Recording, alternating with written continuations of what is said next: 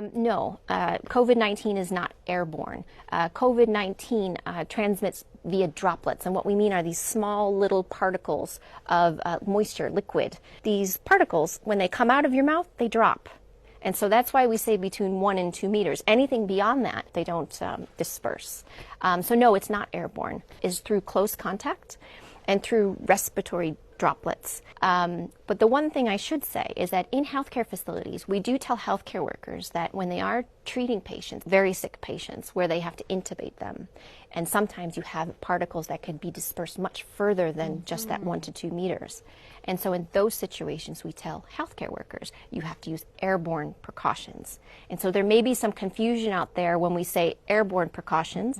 Those are for healthcare workers performing very specific procedures, but for every day, no. And what they've learned from more than 70,000 cases in China is that very few people actually have runny nose or actually sneeze. Most people will have a fever.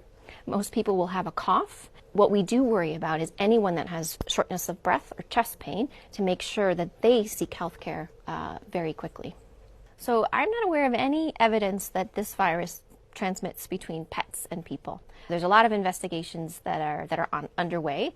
They have not found this virus in an animal yet, in the zoonotic source of what we believe initially, that this outbreak began with people who were in contact with wild animals, not pets.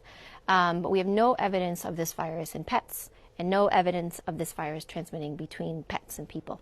I think you can use swimming pools just fine. Many swimming pools have chlorine in them, and we haven't heard of any transmission happening in swimming pools. So there are some studies that are ongoing right now that look at virus survival.